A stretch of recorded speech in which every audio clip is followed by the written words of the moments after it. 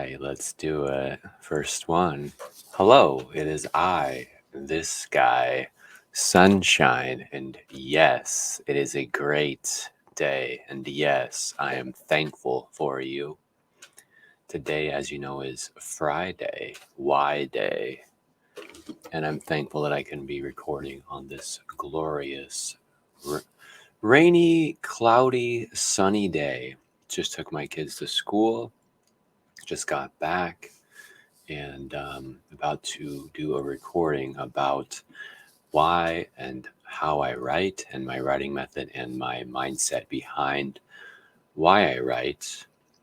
Have a lot of words to say constantly, a lot of thoughts in my mind, and a lot of comments about everything, but mostly through my own filter. And this is merely a perspective, not saying I know the answers or that I'm some kind of expert or wow, look at me. Of course, I want everyone to look at me because I'm beautiful. But other than that, the vanity, what do I want out of this? A statue, whatever. No, my intent with this is that I can have some sort of consistent schedule with this work and podcasting with myself and with my wife as well, that we could have something to contribute with the wisdom and experience that we have gone through. And I just want to thank you for watching, listening, and just being a part of this journey, because it is all about a journey and journeying together as well, because we can't do this alone, and you're not alone with the struggles that you're going through. You're not alone with everyone struggles, everyone is human, and everyone is just a human being. So what I wanted to talk about today again is writing and why I would write. Why would you write? Because with pen and paper, with ink and beautiful colorful writing and the flow, and then just the way that the mind transfers to the hand, and the hand transfers to the pen, and the way the ink transfers from the pen to the paper is a very beautiful process, very artistic, and it actually creates a physical thing, right? So just literally creating a book within our hands that we can write and go back to and look at is very important.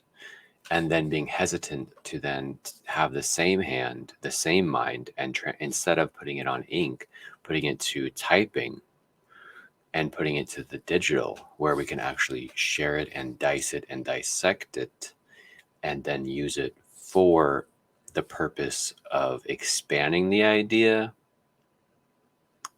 the purpose of growing the idea, because every thought is a seed. Every thought is a seed, and it can grow or it can die. And being younger, we always have fantasies and have ideas and say, wouldn't it be cool if I could invent this? Wouldn't it be cool if I could build this? Wouldn't it be cool if someone, could fix this thing? And then, just feeling like we have all these ideas and thoughts and that are valuable, because that's what life's all about, is growing and changing and essentially reinventing the wheel, because there's nothing new under the sun. There's no wisdom that I can tell you that you don't already know within yourself. It just hasn't been verbalized. And I'd always hear these DJs talking on the radio, Adam Carolla, or just these guys that just have so much to say, and the way they say it in a comedic, satirical way, or it's a lot of times can be very offensive but funny at the same time, like stereotypical jokes or sexist jokes or racial jokes, and then like, oh, interesting. But as our climate changes, as the world changes to a more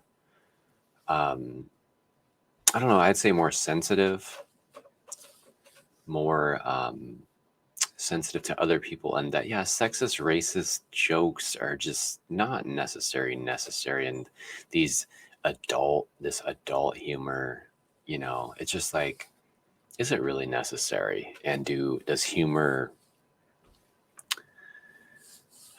the writing and the low blows and the criticism of others in a comedic way, I guess, can reveal truth or reveal what we're kind of feeling or hurting about inside, the political jokes, and could talk all day about politicians and bureaucracy and just merely words and air, right?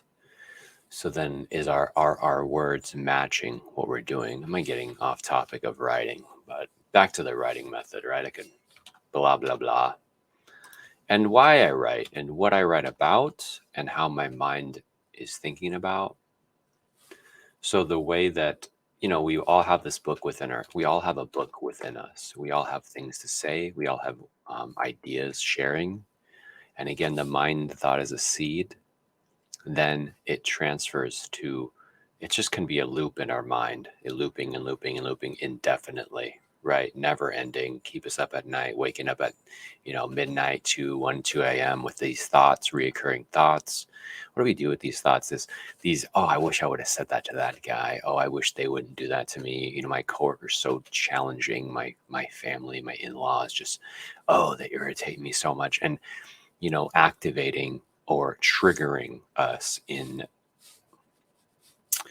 bringing up these feelings, the emotional triggers, the emotional heavy, heavy emotional trauma that is brought up.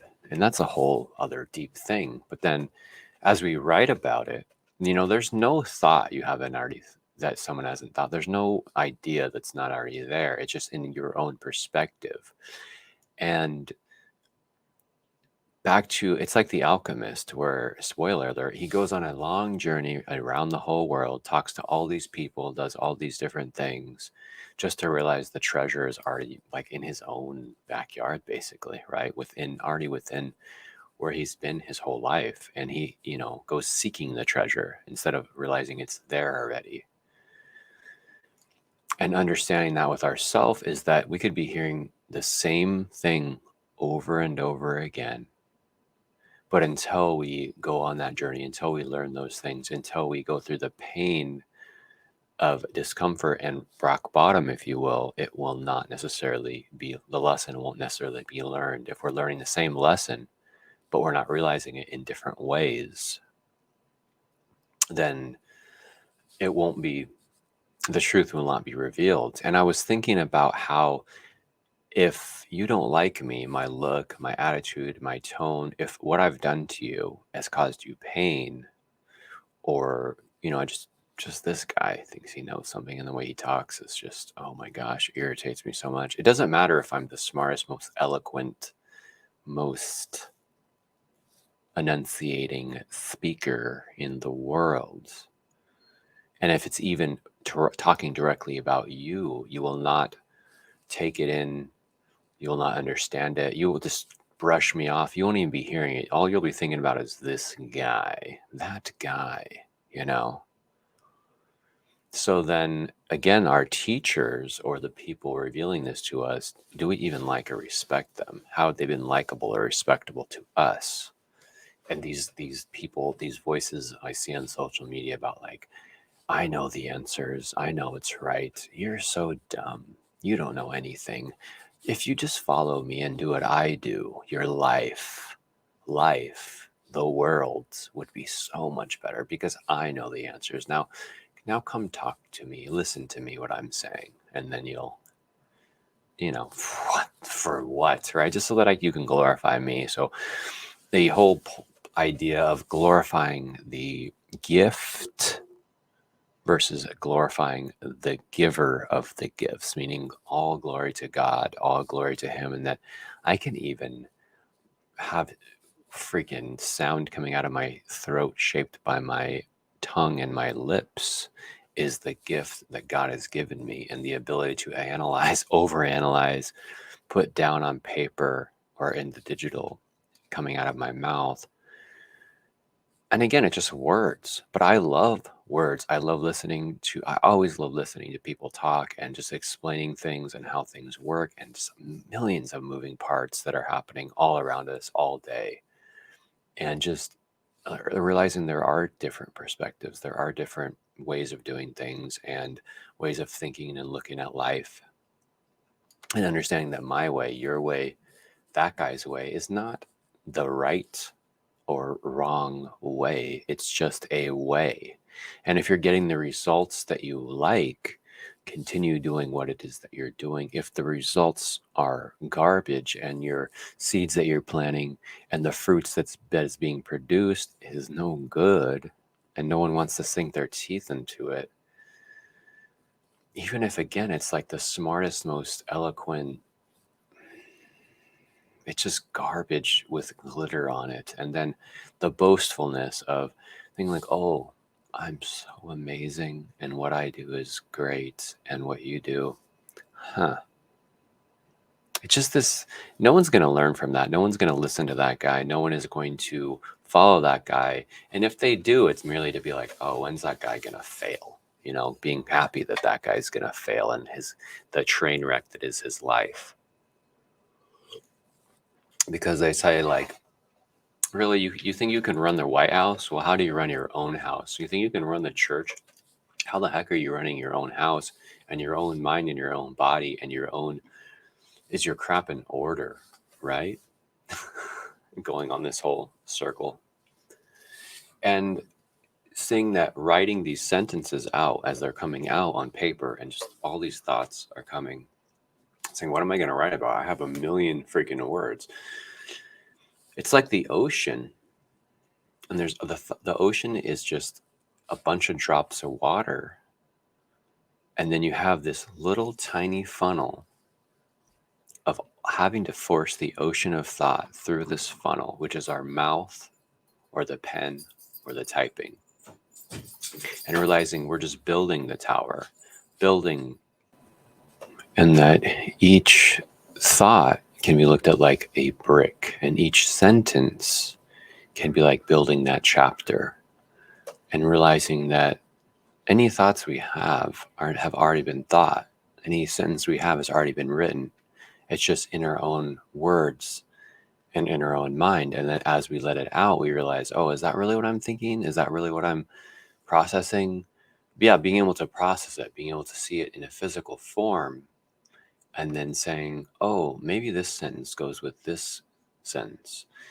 Or so back to the sentences and categories of thought. So each chapter is a different category of information. So I have like the chapter about the good boy, the good girl, a separate chapter. I have a chapter about the farmer, a chapter about, which is a chapter about growth.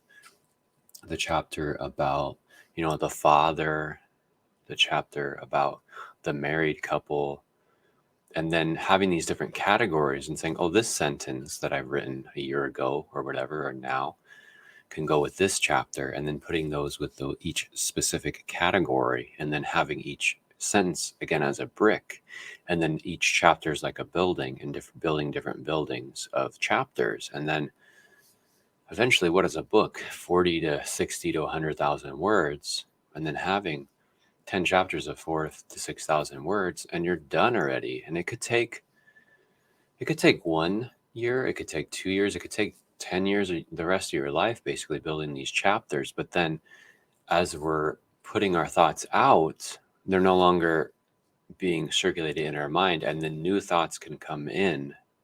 And then it's almost like, again, it's like a river. It's like the Dead Sea. It's like as this water is still being continuously poured into it, is it able to flow through, and then new ideas can come through? Or is it just pooling and pooling and building and building? And then we have these triggers, we have these emotional flare-ups, and then it just all can just come cascading out, because we have this pent up, build up of freaking water of thoughts, right? Back to that analogy of the ocean and the water. And that it can become this stagnant mess, and that we feel like we're the only one with these thoughts, and we're the only one going through this. Yet countless books have been written about each struggle that we're going through, but then it's their perspective, and we wouldn't necessarily relate with that person because we didn't go through, you didn't go through what I went through. I didn't go what you went through, but then we can relate in different ways. Because I talk to these dads on these prayer calls, and it's like we all have different personalities, yet we have a part of each of us within our own personality, right? We're not just one type of personality. You can't just black and white someone and say, oh, they're part of that political party, therefore they think this way and they live this way and they have this type of life. That's silly, because we all have our own journey and we all have our own book to write in our own words. And it's not going to be the same book or journey that anyone else has gone through. That's what's so great about life, to be able to learn that we all have something to contribute, even if it's, from the homeless person to the billionaire, because the billionaire may have been maybe a good worker and able to make money, but then they don't know people necessarily. And the homeless person, they don't necessarily have the ability to make money, but they know people, and they have a different perspective and the dark part of life. Whereas, if we're too catered to, or if it's just handed to us, well, yeah, we think we're entitled, and holy moly, right? So it's that balance, and learning how then to do that, and just being able to not be afraid of our ideas, because what's the worst thing that could happen, right? Is that is just merely going to be a feeling, an uncomfortable feeling. And then, you know, having boundaries within our writing of knowing who our audience is, and then not necessarily sharing every single dark thought that we have with everybody, but then having those put out there, and then even just writing it on paper, and burning it, the forgiveness letter to our past people that have hurt us, our parents or partners or lovers or children that have hurt us, parents that have hurt us, and our own self, and then just burning that letter, because that is a way that we can just physically let things go, and physically just, it's like, again, it's like those thoughts that are tripping us up. It's literally like trying to walk down a hallway with a bunch of garbage in it. So then it's like thinking like every thought's like so dark and so garbage, but it's like, no, as we let them out and burn them out, they literally get out of the way and we can move forward. So, here's to moving forward. Here's to writing that book chapter. Here's to not being afraid of our thought, and sharing with the right people, because at first you do have to share with your parents, or the people that will even listen to you, because our partners or friends or other people that not necessarily our partners being jealous of us, but other writers. And that was my experience. I shared a few lines with another guy that was a writer, and he's just like, oh, that's not very good. And then I'm like, that really hurt me and delayed my writing and delayed my growth, because I, valued his opinion, because I felt like he was a writer as well. But then realizing, like, the guy's not doing anything. He's not writing. He's just critiquing what I'm writing. And then it's like, okay, here's another line that I have. Oh, that's not a very good rhyme. You're like, well, could you please give me your best rhyme? Because that's why I'm sharing this with you. I want to write this line about, work or being a server, and it's like, I want contribution. I don't need your critique. That's so silly. That's the armchair quarterback. He's there sitting there, 65 pounds overweight, telling the quarterback how he needs to do his job. Pretty silly, right? So you have a wonderful, blessed day, and I love you. I'm sorry. Please forgive me. Thank you.